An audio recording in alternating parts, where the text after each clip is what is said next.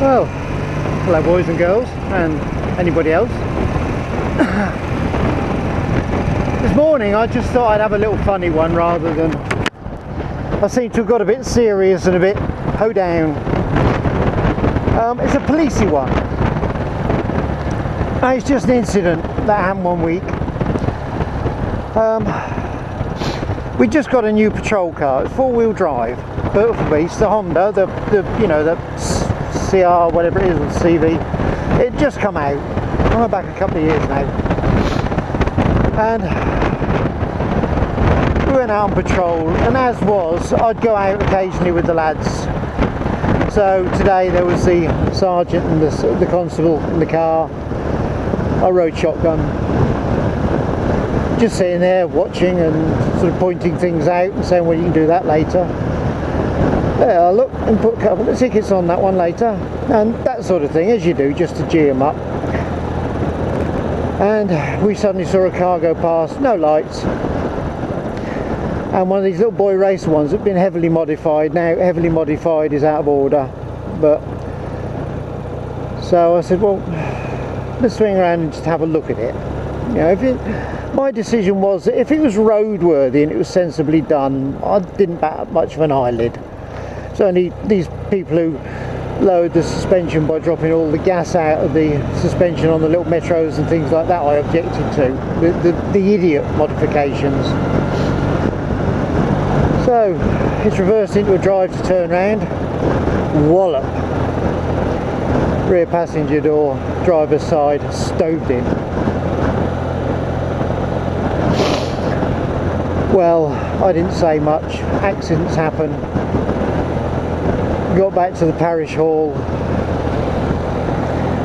got all the accident forms out, making a cup of tea.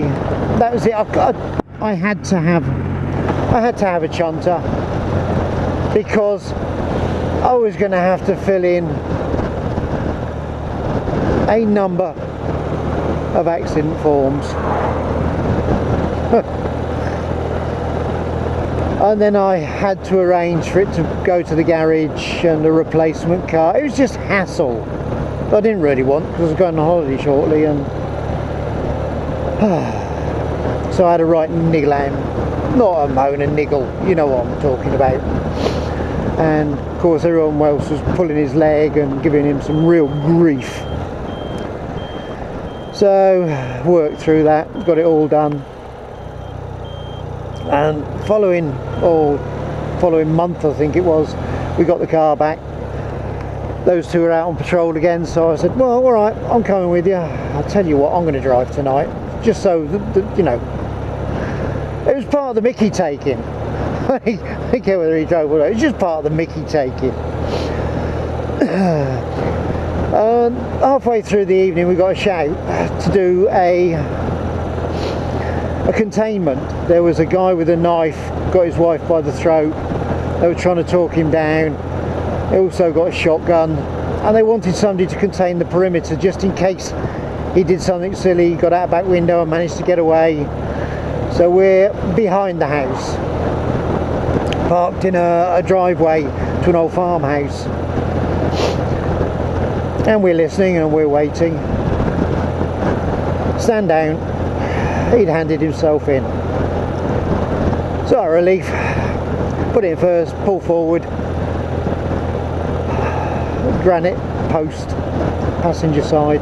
Stove the door in, didn't I?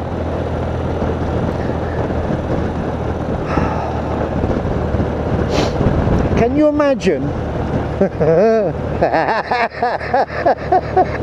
the amount of shit I got? Oh dear, the amount of grief I got, the amount of funny remarks, labels. When the car was repaired, they wouldn't let me drive it. So there was me and the sergeant sat in the car and the constable driving. Female, and she was loving it. It was all in humour, let's be honest, it was all in humour, but bless. These things happen. The previous patrol car had done 5 years and hadn't even got a ruddy scratch on it. And it's very rare, because you normally drive, when you get in a police car you drive differently, or you did in our community, because you're setting an example. I don't know, in England they seem to not bother, they all drive like chavs over here, but in Jersey you set an example, you drove sensibly and politely, and you let everybody out, and you know, it was a politeness police of anything else. We were there to help the community, as I've said before, so our driving standards were, I wouldn't say the highest, but we tried to be as high as possible. We tried to set an example to everybody. Of course it got round, didn't it? And I still don't think, I'm now 6 years, 7 years on, and I still don't think I will have lived it down. I bet if I popped back over and went to a police meeting, which I'm entitled to do, or I still get invited to police lunches. Once you retire or leave, you're still invited. If you've been a senior officer, you still get invited to all the lunches, which I'd love to go to, but it's a bit far to travel for a lunch, you know. You stay there, you bugger. Don't. Those creepers scare me. You don't know when they think they've seen everything and they go for a spurt. It's that 3 creeps forward, like the drowning man, 3 breaths. You know they're going to go for it. They're the worrying ones.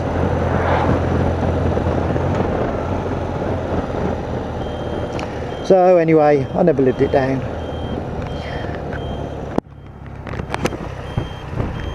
As I was saying, it was a long way to go to lunch. It's about 180 mile drive down to the ferry. I'll be on the ferry for 8 hours. There is a hovercraft goes across to Jersey, or not a hovercraft, a catamaran, high-powered catamaran ferry, and it does it in 4.5 hours. But in anything but calm weather, it's a very uncomfortable boat to be on, because it corkscrews all the time. Now I don't suffer seasickness, but it's still a very uncomfortable boat. So I like to get the old ferry, and one way you'll be going in the daylight, but the other way you'll be going at night, usually on the way back, so you get a good night's sleep. But it's 8 hours, because she's the old freighter. So 100 mile drive there, 16 hours total on a ferry, 100 miles back just for a free meal? Nah. I'm not that bloody hungry. I've got to do my weekly shop. No, not chocky bickies, I'm afraid. Saving up for my MOT, it'll be my basics. So I'll say bye-zy-bye, and I will catch you on the flip side. Bye-bye. Ride safe, stay happy.